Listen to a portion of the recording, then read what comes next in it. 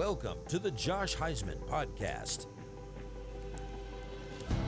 Welcome to the podcast, everybody. I am super excited to actually bring a family member onto this episode.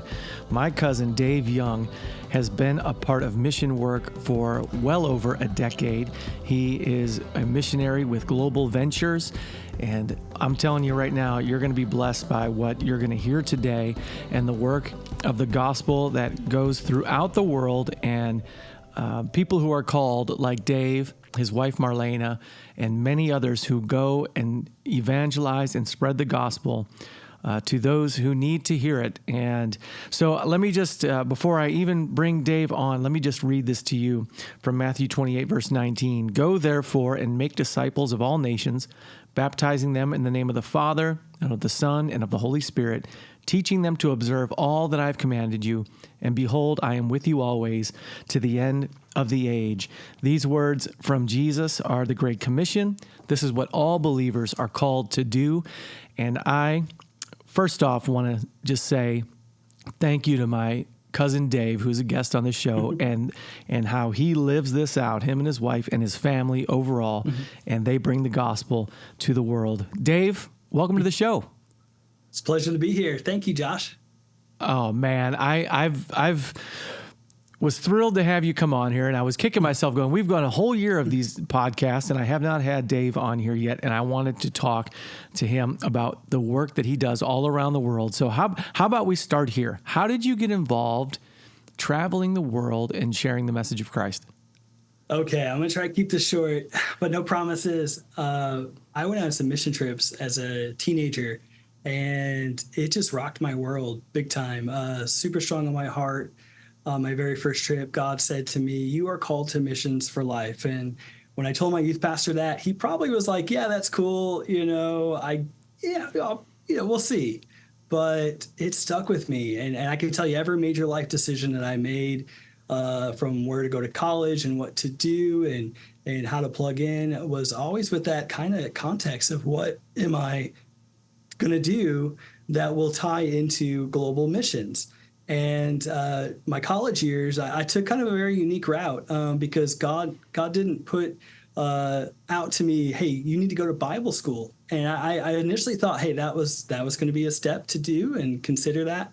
But he said, no, go to a media arts school. And so I did. I actually studied documentary film as my primary major. I took a bunch of other classes for creative arts, media arts, website development, graphic design. And I took a lot from that because there's a huge story to tell that God's doing in the nations, and it's going to be media. Media is going to be a component to be able to share that story. There's no other way, if people aren't going physically, to be able to showcase the amazing things that God's doing around the world if it isn't through the lens of media. And so I went through that, studied diligently documentary film, and in my senior year, I was just in the fall semester, and the Lord said, hey, now it's time to start looking for who to connect with, who you're going to plug in with. And I actually turned to good old MySpace. Back in those days, All right, we had MySpace. There wasn't Facebook. And I came across Global Ventures' MySpace page. And they were showcasing what projects they've done in different countries. And I watched some of their videos, and I was just floored by the projects that they were doing. And so 2 weeks after graduating college, I went on my first trip with them in 2007 to South Africa. They had a full-fledged media team with them. And I was just like, whoa, this is interesting. I wasn't expecting that. They were actually preparing to film for an upcoming TV show that they're in the early stages of development on. And I was able to actually participate and help with that years later when I stepped into a role by joining them on staff. But it was still several years from that first trip. I just continued to volunteer and go out on with different trips with them to the Philippines in 2009, Nepal 2010, Thailand, Cambodia in 2012, and then in 2013, I moved down to Tulsa, Oklahoma, to work at the ministry headquarters over here. And there's a lot in that story as well. Yeah, well, I was curious, because I did youth ministry for well over 10 years and did many trips, taking kids to trips. And I had kids who definitely loved being a part of those overseas mission trips, and their hearts were in it 100%. Yeah. I didn't have many who came to me and said, this is my call. This is what I'm supposed to be doing. And so I'm really curious, was it an audible voice? Did you feel it in your heart? The Holy Spirit just moved you to say, this is it? I mean, can you really remember a distinct moment where you went, this is it? Yeah, well, let me preface it a little bit that our mission trips, they were just a part of an overall outreach ministry that the youth group had going. Mm-hmm. And so over the summer, we'd be going out in the community just among the people just around the church. And there's a lot of need right there, just steps away. And so that's really where my heart got cultivated first. It wasn't just on the mission field. It was for people in general. It didn't matter where they came from. And, we administered to gang members, other teens on the streets, people in some pretty dark situations. And we were just young people, boldly sharing our faith right there on the front lines in the Chicago area. And so when we got to do the mission trip, there's a whole different dynamic to that. And I remember having a map up on the wall in my bedroom and just being captivated by geography and travel. And if you know anything about my story, my background, it was so far-fetched to ever think a kid like myself could live a life like that. And so it was a lot of dreams of being able to do it. And I knew that, hey, there's only one way, and that's God. God's the only one that can make a way. It's not going to be any other possibility except God. Mm-hmm. And so when we were on that mission trip, one of our prayer nights, about middle of the week, we were just praising and worshiping, and literally it felt like time stood still. It certainly wasn't an audible voice. It wasn't a voice that anybody else, of course, around me could hear. But we were on the balcony of our hotel right over a real busy street. And I can tell you it became silent. And 45 minutes or an hour felt like it was just a few minutes. And that's in that presence of God where that was just spoken so clear in my heart that this feeling that you're having right now is me. And so if I'm already experiencing God in that way, and this is spoken in my heart, of course it's from God. It's not from me. Mm-hmm. And so I left changed. A tear is even coming down my eye right now. It's still, even though that was 25 plus years ago, it's still so real to me today. And I just felt the love of God just wrapped all over me. And the beautiful thing about experiencing God's love in that way is that you desire for others to also have that same experience of God's love. 100%. And you want to do what you can do for those that right now, a lot of them, unless there's someone right there in front of them sharing that love, they're not going to experience it. Yeah. So it changed me. No, I love that, man. And that's one reason why, too, I'm so passionate about wanting to get people to dig deeper into God's word, to develop a deeper relationship with him, is because when you have that experience with God and you have those moments, you want others to experience that same thing. And you cry out and you go, I want you to have this more. I don't want you to feel distant. I want you to be close to God and to have these moments, especially when someone goes, what does it feel like? I've never had that before. And you're like, oh my goodness, let's talk about this. Yes. 100%. So I love that. So you've now been with Global Ventures. Let's talk a little bit about Global Ventures and who they are. You said you found them on MySpace, which dates this whole thing quite a bit right there. But sure. I was just looking on their website, globalventures.tv. They've been around for 25 years plus. Mm-hmm. And the organization itself, in the work that they've done, they have on their website over 2.4 million people who have come to know Christ through the ministry. Yeah, And you've seen a lot of that. I have. And so, man, I would just, first off, how did you get, I know you saw him on MySpace, but how did you even, you started doing these trips and then you just said, hey, I want to be a part of this organization?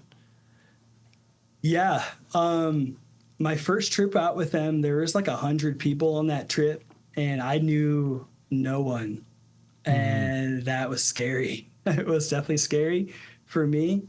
I was like, and I'll just be honest. I had a couple moments where I was like, why am I here? This is really out of my comfort zone, big time. And even though I'd gone all through college and downtown Chicago was my campus, and you see a lot of interesting things in that environment. But it was definitely out of my comfort zone.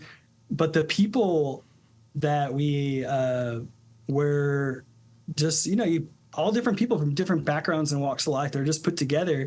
And it's like, I wouldn't have these experiences any other way if it wasn't for a trip structured like this. And so what they do is they have their staff, which are awesome, team lead. And they do really try, even though it's a big team, they try to break you down into small groups so that you could really connect with some folks there that have the same heart like you.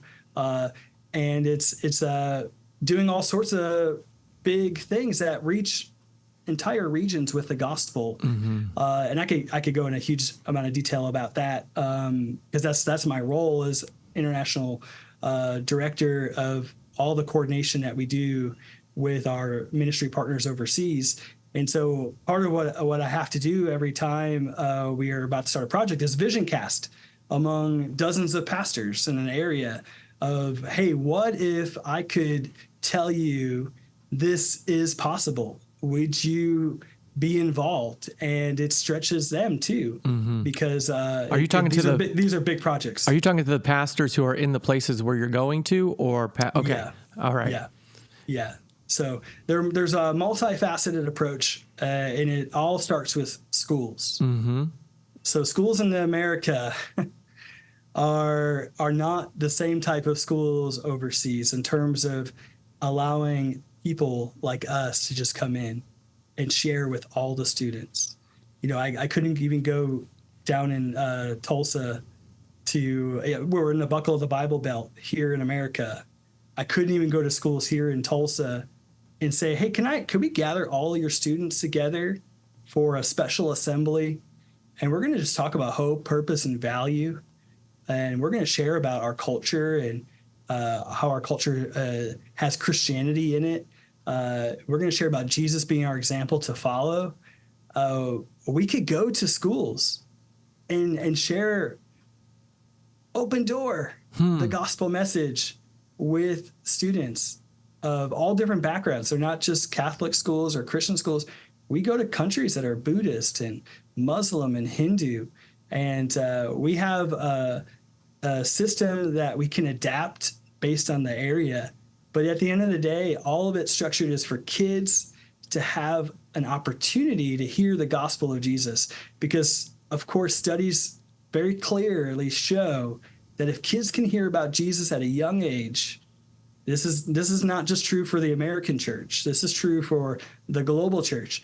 If kids can hear about Jesus at a younger age and have the opportunity to experience the gospel message in a way that impacts them, in which when you have a bunch of Westerners showing up in their school that they normally don't get to see, that is a memorable moment that they will go back to.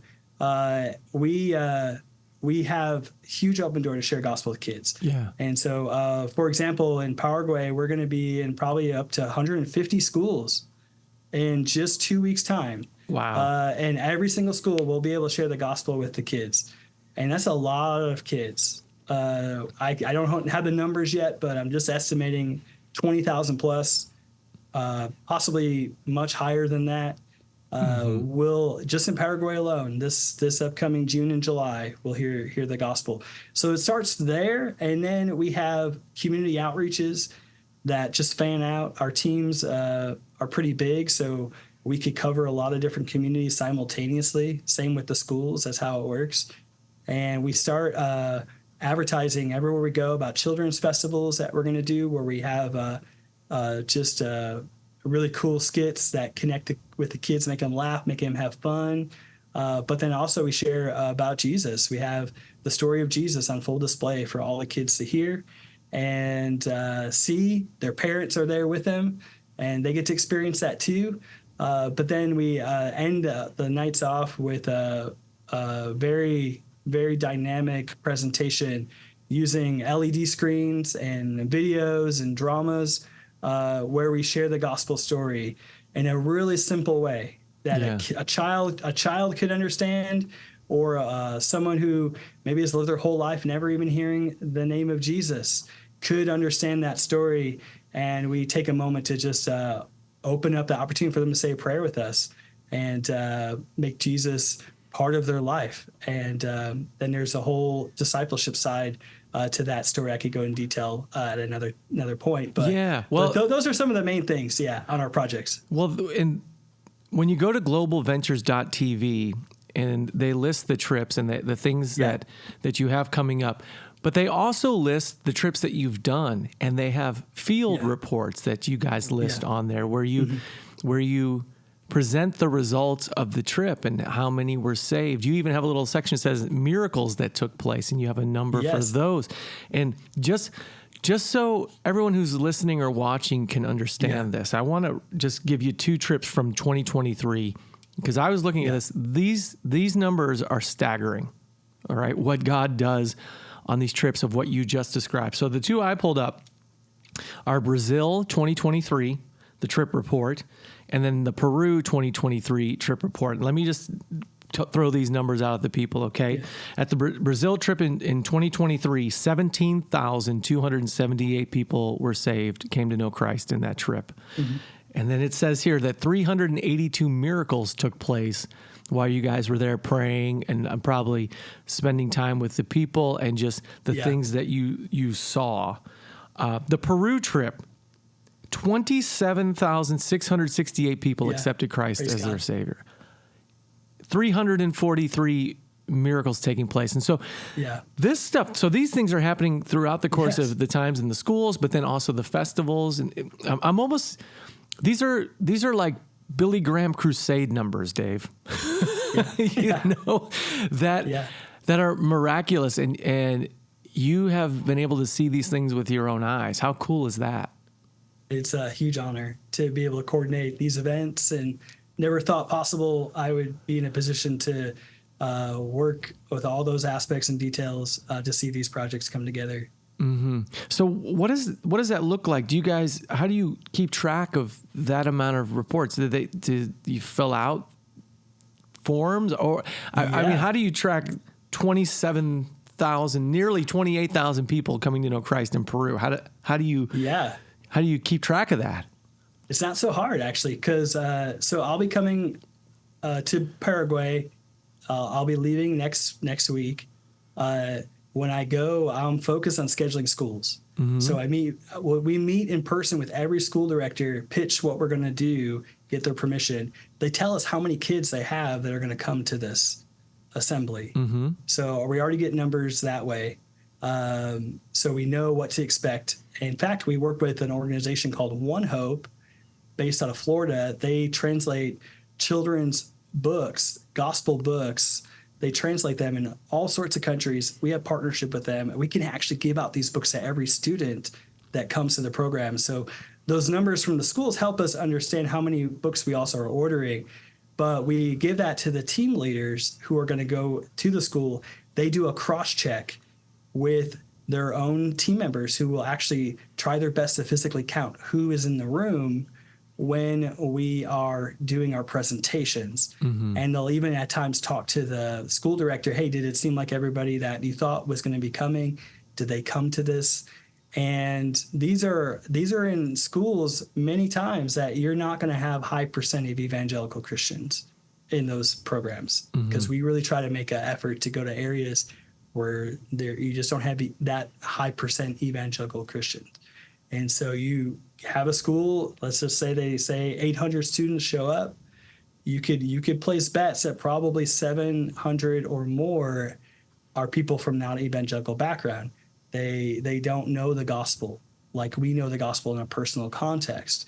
And when we pray the prayer of salvation with everybody, you see very high percent of everybody responding. And in fact, you see teachers crying on the side, also praying with us too.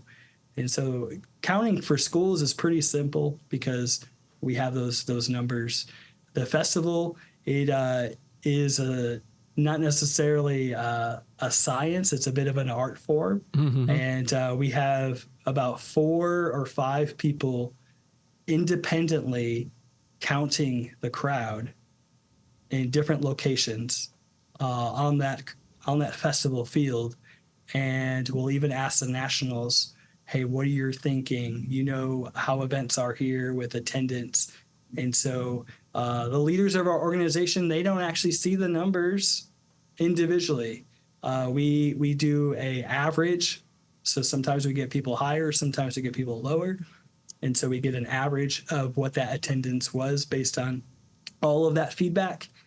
And what's so beautiful is with the festivals is, and this is always fun to see the pastor's light bulb go off, because they're used to seeing events happen in their city with different types of crusades or festivals there.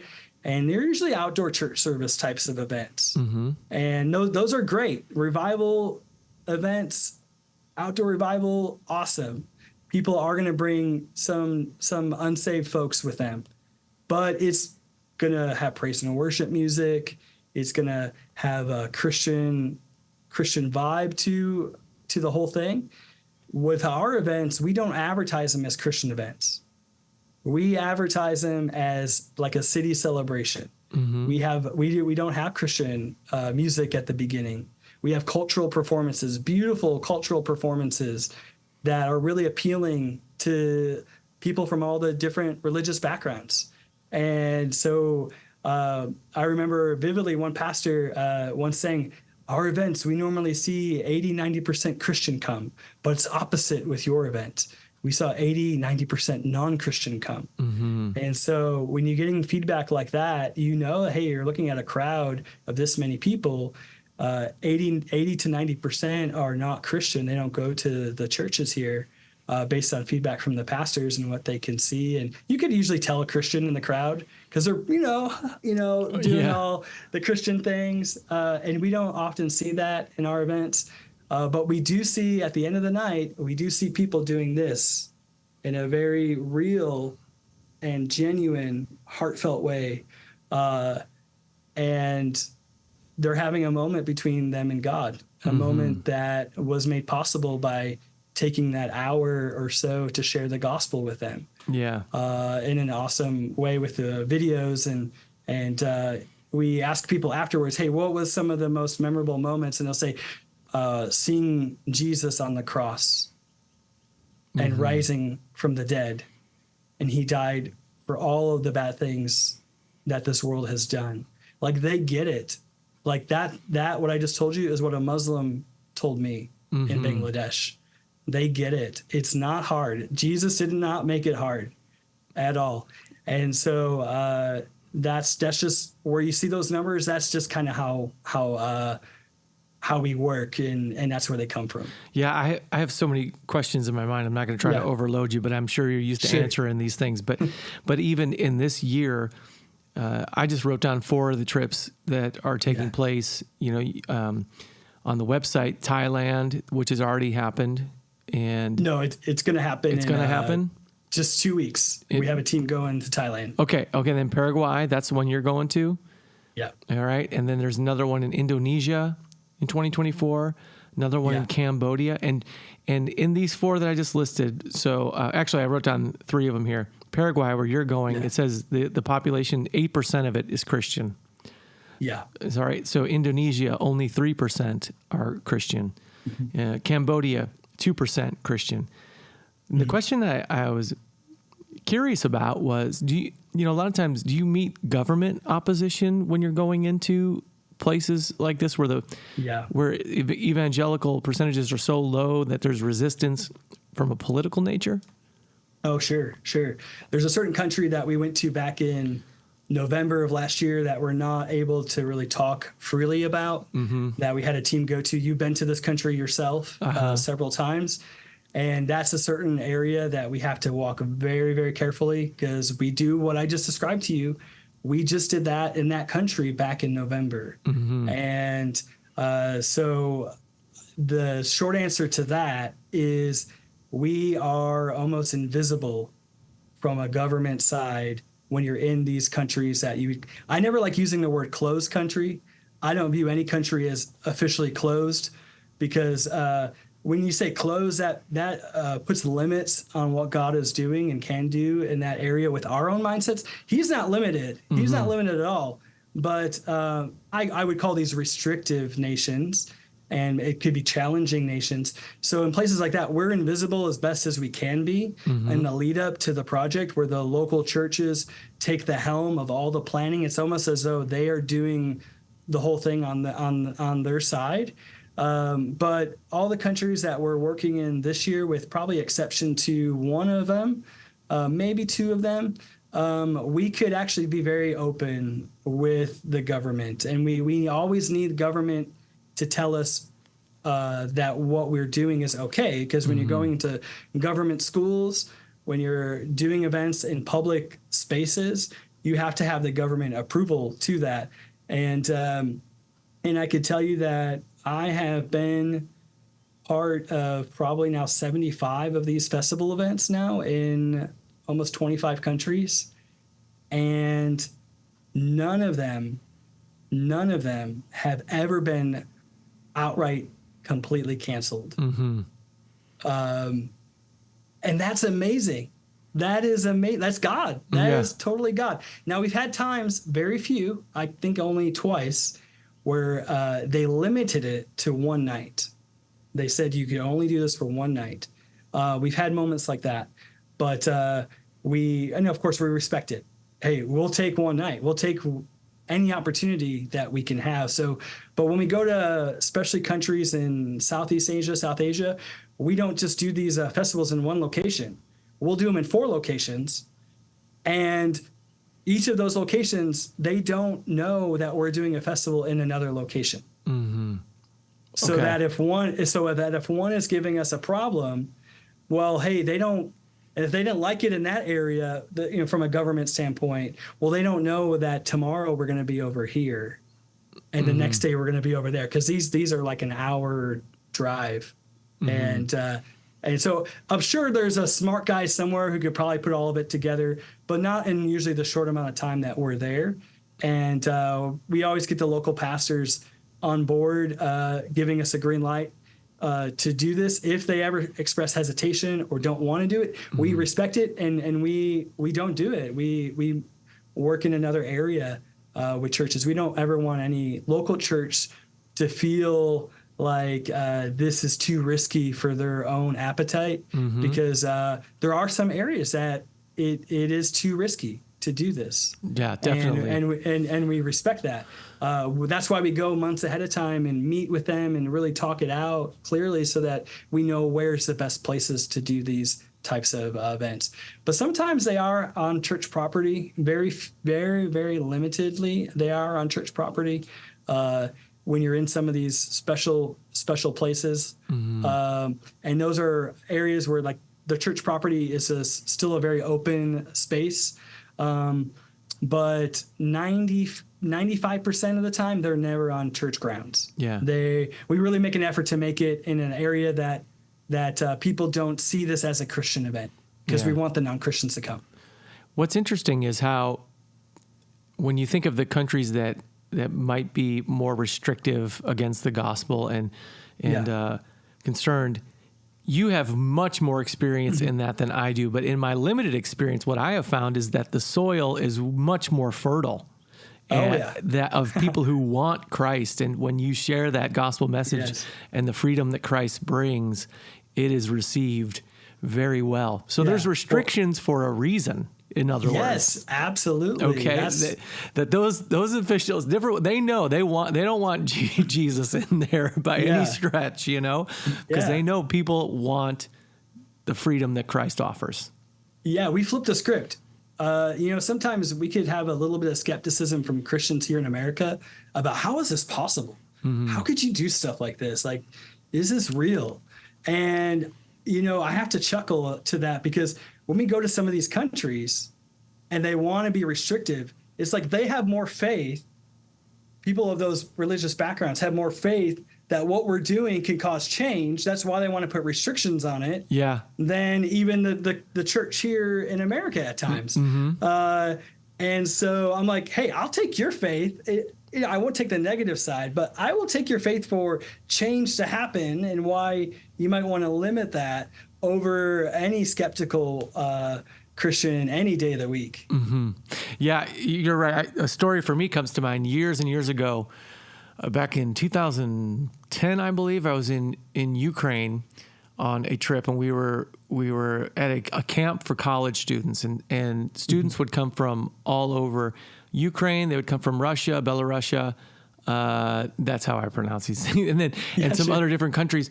But in the camp itself, I mean, we had a couple hundred of these college kids, and 1% of them know Jesus. I mean, we're talking about a small number. So when you would present the gospel and you would share your testimony of what Jesus has done in your life, there is nothing like that when you're speaking to a room, a tent full of those who have never heard this before. Yeah. And the response that happens, I mean, so I love what my point is when you were saying about people here in America, who are oversaturated with hearing things that it squashes their faith because maybe they haven't seen those responses. When you go into fertile soil area and share what Christ is doing, the response is amazing. You see the light bulb go off in their head and in their hearts, and then conversations last well into the early morning hours of okay, let's talk more about this. I mean, and it's the most refreshing thing. And in a lot of ways, I envy you. I say to my wife, some of these trips that I've done, I was like, it's a good thing it's a long plane ride, because I'd probably do it a lot more if they were closer, because it just brings so much life to your own spirit when you see how God's working in this stuff. Yeah. Absolutely. I have to go back to a memory when you were just sharing from one of the most populated countries in the world that we were in, and it's a pretty intensely restricted. They have a lot of technology that they keep track of people, and even when we were in this country and we were going into a church, there was cameras set up right outside of the building, and they have facial recognition that sees everybody in and out, and those are sophisticated. So they knew we were there. They saw where our passports, entered the country and where we were now and stuff. And I don't approach those things with paranoia, even though it would be easy to do that. But still, in moments like that, we were able to go to a university, and just a secular university, talk about business. Negotiations with foreigners was our topic at hand, and we had breakout sessions where we got to minister directly to the students. And this young man, I call him Jimmy. That's not his real name, but his heart was so tender to the gospel, and he said that his grandmother once had shared the name of Jesus with him, but he had no understanding of anything about Jesus. I don't even know if his grandmother was a Christian, but she did tell him the name of Jesus, and it stuck out to him enough that he still remembered it. But right there in the moment, he said, I will seek out believers wherever I can, because what you told me is life-changing. I have been struggling for so long. I've been wanting to end my life. It's been so much pressure on me. And so right in that moment, with using a special app on his phone, he was able to download a digital Bible in his language. And he said he knew of some students from a Christian background on school that he was going to seek out and start talking to them just to learn more about Christ.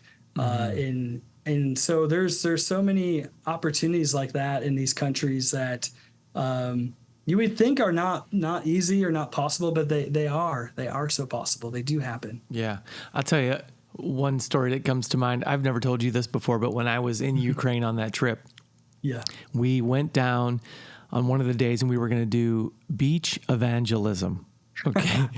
Which was a real thing. This is the people of this camp. They're like, this is what we're going to do because everybody's here on their summer trips and we're going to go down there and we're just going to go talk to people. And then the plan was that night, what we're going to do is invite them all to come watch The Passion of the Christ. And they had a movie of Passion of the Christ that had the translation for the language, and they were going to play that. So they invited all the people to come watch it. So we do that, and hundreds of people showed up to watch this deal. I don't remember how exactly. It was a tent full of people. Well, anyway, Russian soldiers had found out that we were doing this, and about halfway into the movie, from what I remember, this is in 2010. This is before they actually invaded Crimea and took it over completely. Some of these soldiers started showing up and clearing people out, and then they found out that Americans were there, and so then the leaders of our group were like, go back to the camp, get us out of here. But it goes back to your point of their main concern was they're sharing this Jesus story. And they did not want the people to see this story and to see what had happened, because like you said, change could take place. People are going to believe this stuff, and rightfully so. So that's just, I have a few stories. I'm sure you've just got so many stories that they'd be off the charts. But let me ask you this, because I'm curious. When you guys have written down here like Brazil and Peru and the amount of miracles, how do you track miracles? What do you call those, or what determines what's a miracle? Yeah. So our team leader has people in different roles for the week that they're out doing ministry.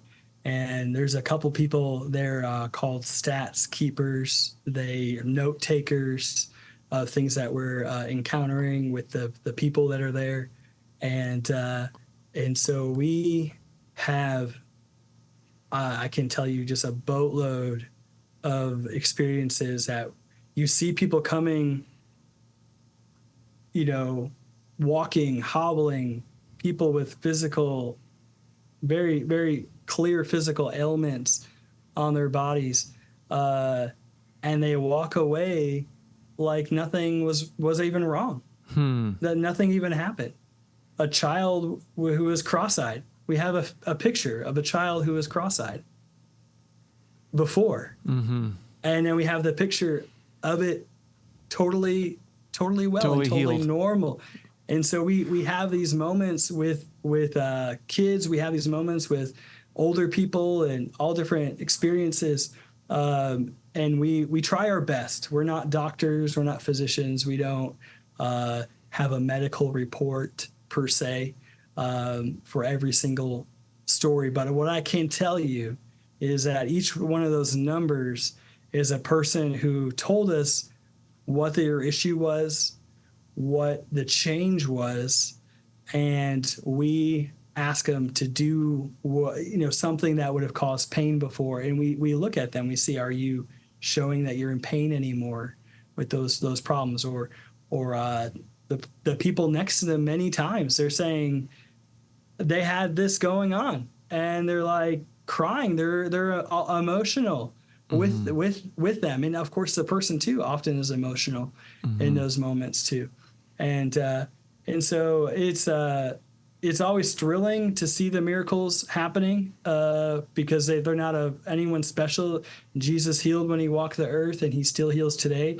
We actually don't even go and lay hands on people. We were very respectful of the experience of allowing them to have that encounter with Jesus on their own. So plus there's just usually so many people, you can't lay hands on everybody in one moment, one setting. So we just ask them, and this is a moment collectively, hey, go ahead, put your hand where the problem is. And so you see people with their hands in their eyes, or their ears, or different body parts and stuff. And we do a corporate prayer together, and then take some time to gather testimonies after that. And so we do have folks that say, hey, I had a hearing problem, I couldn't hear before, and so we'll do our best to have people do like a clap test behind them. How many claps are they hearing now? How much could they hear before? And you can get pretty far away, and people are very much able to hear. And I'm like, that's not a deaf person couldn't hear that. Mm-hmm. And vision tests. One story that stands out to me was at a school that my wife, she shared pictures and video with me because I wasn't with her team that moment. Was this girl who came to them with multiple issues. She had a leg that was shorter than one of her other legs. She had vision issues, and they first started praying for the one thing, and they saw that happen, and then they found out, oh, there's still another issue. Well, let's pray for that next thing. And then that also got healed right there in the moment. And just on video, watching her running back and forth and laying down, showing how her legs and stuff are now straight. And the teacher was right there saying, yes, this was not like this before. And so it's really cool to see stuff like that. But the coolest thing always is to see the salvations. Yeah. To see the people open their hearts, because that's eternity. Mm-hmm. That's the greatest miracle of them all. Yeah. That's something that goes from death to life. We don't physically see it with our natural eyes what just happened, but God sees it. He knows it, and that person now is going to be experiencing everlasting life. And Jesus came to the world for our sins and sicknesses. He took care of it all on the cross and rose from the dead, conquered the grave, conquered sin and death, so that we could live and rise above it. And seeing people just in that joy of the Lord after hearing the gospel for the first time, it never gets old to me. Yeah. Never gets, after all these years and seeing that, it's always so inspiring and such a blessing. Yeah, it's the greatest miracle of all. It's the heartfelt prayer that Jesus always answers yes. Yeah. And that's one. I love that you said that. It's so. Sometimes it just bothers me, in our American eyes, that we can become so cynical and jaded in regard to miracles, and we hear some of these stories, and our first thought goes to, really? Did it really though? And that is just sad in a lot of ways. My mind goes to the father in the story when Jesus heals his son, the demon-possessed boy, and the father says, to Jesus, I believe, help my unbelief. That's to me, whenever I hear those stories and you have that little whisper in your ear that goes, that didn't really happen. Those miracles aren't really happening. And the response needs to be, Jesus, help my unbelief. Like, take that thought out of my head, whatever it may be. Lord, you can do all things. You can heal. Lord, you provide salvation. All of that, and I think if we were a little quicker to believe that God can do all things, as opposed to just being cynical about it, I think how much more would we see God do if we took that approach? Yeah, and I have to be honest, I'm a skeptical type of person with a lot of things. I'm not necessarily like a see to believe type of person, but I am a one, like, I want to know the facts. I want to know the details. Mm-hmm. I want to know behind the surface. That's just naturally how I'm wired as a person for things. So I get it. I totally get it. While we could easily get into that mindset about stuff, but so many of us at some point in our life are going to have that moment where we need a miracle ourselves. Yeah. We know we've seen it in our families. Some of us have experienced it personally already, where we're going to go to God and we want him to heal us. Mm-hmm. The doctor might have this report and it's not the best report. Yeah, they might have some ways to help us through it, but you're going to go to God for that. And And so I try to personalize it. If I'm that person over in Bangladesh who doesn't have access to medical systems and medical care on any level close to what we have here in the United States, and their options are tremendously limited to getting better, even for super simple things that we have super simple, cheap ways of taking care of. That is a big deal to them. That's like a stage 4 cancer diagnosis for them for some little stuff. So I'm gonna connect my faith with God to see the little stuff and the big stuff, no matter what it is. And I'm going to get myself out of the equation, because that's ultimately what God, he's a father that loves people. Any good dad would want their kids not to be suffering and struggling. And he's the ultimate father. And so I'm just going to just take myself out of it, take my own little brain out of it. And the Bible says to do this, and so we're going to go ahead and do that. We're not going to put cold water on things. And we're there to provide hope. Not a false hope. But we're there to provide the hope. And so that's what I just try to go to. Oh, I love that you just said that. I'm not here to throw cold water on things. I'm here to pray and bring God and say, God, do your work. That's awesome. Absolutely. I love that. Hey, so let's talk about this. You mentioned your wife Marlana, because you probably have a special woman in your life if you're traveling all around the world. And I know your story, but not a lot of people might know your story. How did you meet Marlana? Yeah, so I actually met her through missions here at Global Ventures. We met first about 10 years ago now. It was the very week I was going to be doing training. She doesn't she didn't live in Tulsa at the time. She was serving in a capacity of, I guess you would say, a similar capacity of what she's doing now in the ministry here with Global Ventures, but it was different because it was in Mexico, and the focus was on projects in Mexico. But she came up to our office because she had lived on the field over in El Salvador, and her heart was real big for El Salvador, and there's personal connections that she had with the leadership here in the ministry, John and Martine Smithwick. She knew of them from her home church years and years ago and the types of projects that they do.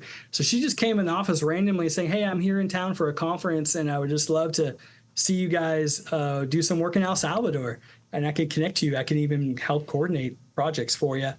And so I was just stepping into that role. I had just accepted the position not too long before, and I hadn't even officially moved to town yet, but I was just getting ready to.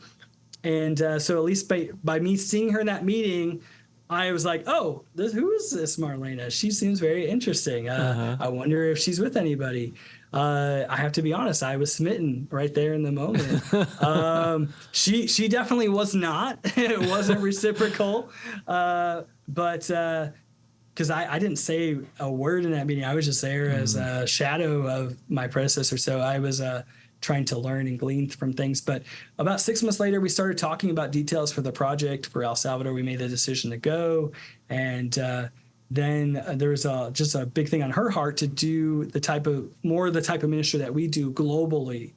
And she thought, hey, there's no better place to try that than to be out with Global Ventures. And actually her mentors that she was working with at that ministry in Mexico even encouraged her to do that before she was even thinking that out loud. And so they placed her actually in my department here in the ministry. I think they did it on purpose. I did not request it. I was going to say, nobody knew. I was keeping a pretty, at least in my mind, I was keeping it pretty cool, but others said that they can kind of tell. And we still probably went about 6 months before we even had the relationship defining discussion for things. But we quickly, after then, about 5 months after dating, we got engaged and then got married another 6 months later. And the cool thing is that I always knew that my wife, she would have to be someone who was able to handle this type of ministry, not just be on the home front supporting. While that's such a vital thing that Marlana does, it's It's not her main thing that she does for ministry. She gets to be out on the field with us, and we're going to take our kids over to Paraguay this summer. So they'll be down there for a month before and during ministry projects that are going to be happening. So yeah, it's so cool. It's really, really cool. It's a different type of missions life because we're not just planted in one country and we stay there and can build a life around that. We have to kind of go from country to country. Schedule for us this year is going to be a whole different schedule next year in the places that we're working in. Mm-hmm. So it keeps us on our toes. It keeps us having to be really flexible with that. But she's a rock star. She helps manage the fort when I travel. And then, but she's also chomping at the bit to get right out there on the mission field too. And there's times where I actually stay home and she's able to go. That happened for the first time last fall. And so we might, depending on the type of project and the staffing for that, might allow for that to happen again in the not so distant future. But our end goal is that our kids are out with us on as many of these projects as we can, and we do it all as a family together. Yeah, it's so great. And doing this family ministry together, one of the ways you guys are able to do it is because you raise support, right? Yes. And you raise financial support. I mean, Global Ventures is kind of your umbrella in the ministry, obviously, that you are working for and doing the mission work. But people can support your ministry, right? And how do they do that? How do they do that? Yeah, so they could simply go to globalventures.tv/young, and there's our fundraising page that has information more about the work that we get to do with the ministry here, and also ways to get involved and to give. We view every single partner with us, not just from a financial aspect, but we know that people's dollars are a result of them also working, putting out their own time and efforts and energy to do that. So partners that are involved financially, they're also involved with their time commitment, just the same way as we're involved with our time. And so we're doing this together. This is a collective. This is an investment that people are making into lives being transformed with the gospel. And so the culture that we have here in the ministry at Global Ventures, because we have very big projects, it takes a lot of resources to do these types of things around the world. And so in order to share the burden of the financial need for those projects to happen, everybody that's on staff here also personally fundraises to allow us to be on the field so that the ministry itself doesn't have to shoulder those extra costs to do it. Because there's also just so many people that are in our worlds that are also looking for an outlet to give and to be involved. Yeah. They want to be generous. They want to leave that legacy. And so these are opportunities also for them to be a participant of it. Well, supporting what you do and bringing the gospel to these countries, to these schools, the festivals that you're talking about. And I would just really encourage people who are listening right now, globalventures.tv/young, because what Dave was saying earlier in the episode, when you support Dave financially, his wife Marlana financially, when he goes into those schools and he's setting up these programs, whatever it may be, you're right there with him. Amen. Yeah, that's right. And God is using him as hands and feet, but your support is sending him and sending her and sending these others who work with Global Ventures into these places. And that is such a vital role. And so I would just encourage people to give, because I'm just going to tell you, Dave, when I like looking at the stuff that you guys do at Global Ventures and the amount of people who come to Christ through the evangelism, you mentioned the discipleship. We probably need to spend a couple minutes on that because I don't have any other way to say it than when you talk about bang for your buck, for your dollar of what you're getting when you're actually sending missionaries financial support. You guys are, God's using you to produce fruit, and so it is such a powerful thing. So, what does that discipleship aspect look like when you guys? Yeah, so it's really cool. So we have a 16-week curriculum. It's called New Believers Lesson Series, and we translate this into the local languages that are the pastors that we're working on those projects with. And so every country that we're in, we have this resource for them. And these are simple home Bible study formats that they could build relationship around with the person. It's always about relationship building. When there's a person who's going to be coming from one faith to another faith, they have to know and trust you to feel that comfort because they might be leaving everything that they've ever known in some of these hard countries, especially where they have to leave their village, they have to leave their family, they have to leave a lot of that behind, or they're going to suffer immense persecution if they don't get themselves out of there to go into more of a Christian community. And so these New Believers lesson series allow for that starting point of that relationship building to happen, but it's also has some meat to it. Every lesson has a list of questions and stories that are illustrative stories to help those new believers who naturally have questions. Just be proactive from that pastor or church leader to answer those most pressing questions. And they could also even be adapted into even a Sunday school curriculum at the local church, and they can gather people together. But we encourage them to go to the homes. Don't rely on those people coming to the church, because it's often not going to happen, because it's so intimidating for people that are of those backgrounds to just start coming to church. And so we really emphasize that, and we've seen some beautiful things happen. I hearken back to a story from Albania. If you know anything about Albania, it is a predominantly Muslim country, but it also has a pretty storied history with communism and atheism built kind of in the culture there. And so we were in the city of Berat in Albania just about a year and a half ago. And this pastor that we were working with, he says, I've been praying for a team like you guys for 20 years to come and do evangelism with me. There's only one other church in this whole city that's evangelical, and they don't like overt evangelism. They don't like going out and sharing their faith. So I'm the only church here that does this type of ministry. And I see that you guys also have the same heart for it. So we connected together. We did the project in a similar way that we do in a lot of other countries. But at the end of our festival, he got up and he shared about his church. And we gave them information, everybody that came to the festival. He had 43 people show up that first Sunday after the festival. He was shocked. He didn't even have the chairs. They had to go ask neighbors to bring chairs for all the extra people. Their church doubled in just that one Sunday. He has since told me that they got 3 church locations going now around that city, and they're growing, they're thriving, and he's so blessed by it. So this format can work if you invest the energy to do it, and it all comes down to relationship, just like it is here in the church, having those relationships with people. Yeah, that's so awesome, man. Okay, so last thing before we get out of here. If somebody's listening and they go, I want to go with Dave Young on a trip, is that possible?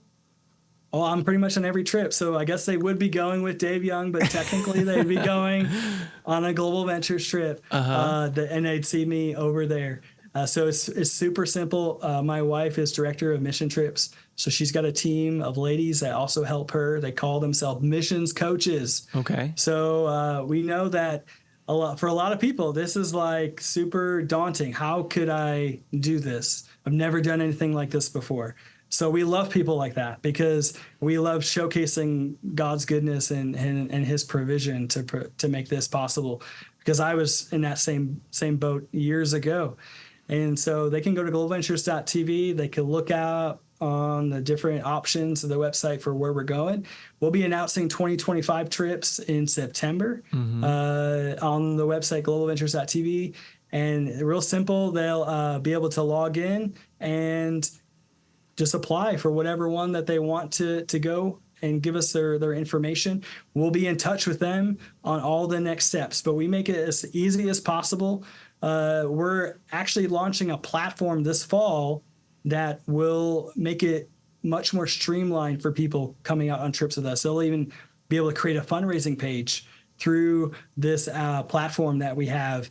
And that's cool. We will have lots of other ideas that they can also utilize for fundraising. We call it a fundraising kit that we'll put in their hands. But we take care of all the details we take care of their flights, all of the aspects of planning overseas. They don't have to think about, okay, how do I prepare myself for this? We do all the training in country for the first 2 days that they get there.